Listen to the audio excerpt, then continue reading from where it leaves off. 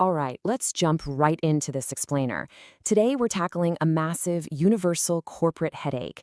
You absolutely know the feeling that cross departmental dysfunction, those sudden workflow bottlenecks, the endless finger pointing. It's basically the corporate version of Groundhog Day, right? The exact same arguments happening at the exact same time every single month. Well, we're going to break down a fascinating case study that perfectly captures this dynamic. We'll figure out exactly why these departments clash, and more importantly, why those standard corporate fixes usually fail spectacularly. Listen to this direct quote from the frustrated manager in our source material. They said, "Every month is the same, and I can't find a way to resolve these conflicts once and for all." I mean, you can literally hear the sheer desperation there. This isn't just some minor hiccup. This is a deeply entrenched, systemic nightmare that's just draining the leadership's energy.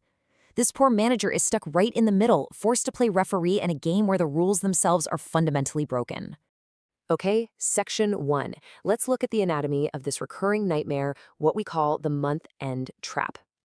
So the business month always kicks off with such high optimism, doesn't it? Early on, sales and marketing are looking at market potential. They're plotting promotions, setting up quotas, and it all feels super collaborative and forward-looking. Then, mid-month hits, and they pass that potential over to production. Production preps their plan based on what's actually sitting in the warehouse and those projected promotions. Everything seems totally fine. But then, bam, month end.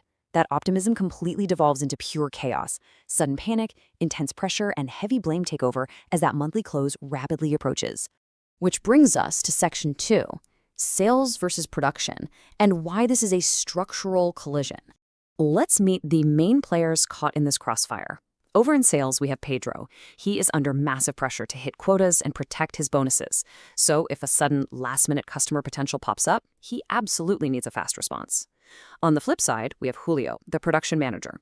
Now, Julio lives in the physical world. He has to stick to the projected promotional plan because his whole reality is tied to the existing warehouse stock and very carefully prepared schedules. Listen, this is not a good guy versus bad guy situation. Both Pedro and Julio have completely valid, highly rational motivations based on their specific departmental metrics.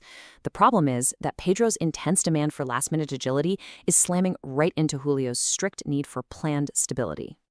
And the fallout of this? It's severe and entirely predictable. Sales complains they're missing quotas, which means real economic damage to their bonuses. Because of that, production takes the heavy blame for being too rigid and not adapting to the market. And guess who catches all the heat? The manager. Pedro is constantly pressuring the manager to force Julio to speed things up, basically saying, "Fix this or we miss our financial targets." So the entire workflow just boils over. Moving to section 3, the team building myth. This is a really costly mistake a lot of companies make when trying to fix a toxic environment. Naturally, the company desperately wants to fix this bad blood. But their solution? Throwing large sums of money at it. They literally poured vital resources into these expensive seminars and workshops specifically designed for team development. They dragged Pedro, Julio, and their teams out to do exercises, trying to create commitment and personal affinity.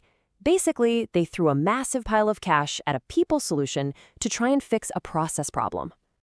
And hey, at first, it actually looks like a huge win. The source material notes, they all return happy and swearing an eternal friendship. It's almost comical how well these things seem to work on the surface.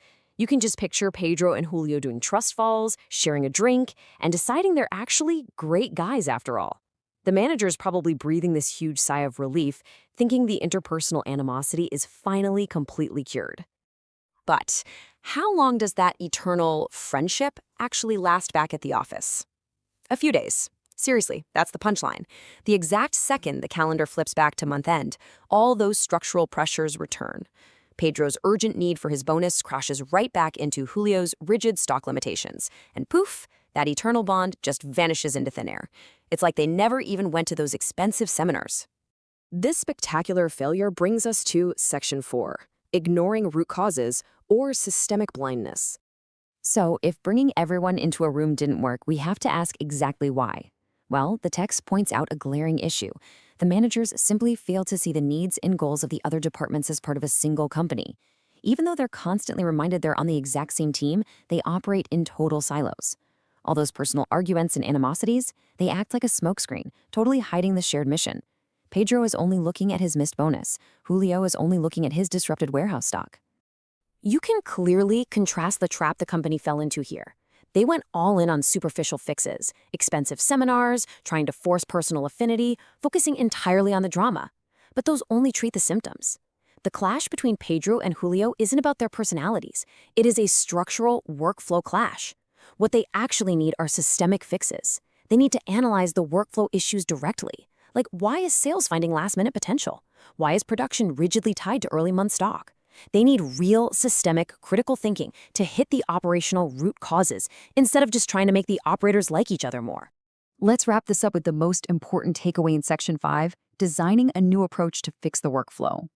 If you ever find yourself stuck in a loop like this, exhausted manager, here's your clear roadmap out of the trap. Step 1. Absolutely stop trying to treat flow issues with team building. Recognize that a bad process is going to beat a good friendship every single time. Step 2. Apply systemic critical thinking. Take a huge step back and look at how the entire machine operates, not just the individual gears. And step 3. Redesign the process to actually address those root causes. Maybe marketing needs a shorter promotional cycle, or maybe production needs a buffer built into the stock specifically for end-of-month agility. Whatever the specific answer is, change the system, not the smiles. Which leaves us with this final, vital question to reflect on. If the system is broken, can friendship actually fix it? Looking at Pedro and Julio, the answer is a resounding no. So the next time you see departments going at it, don't ask how to make them get along better. Ask how to fix the workflow that's forcing them to fight in the first place. Thanks for checking out this explainer, and I hope this helps you look at your own corporate problem-solving strategies in a whole new light.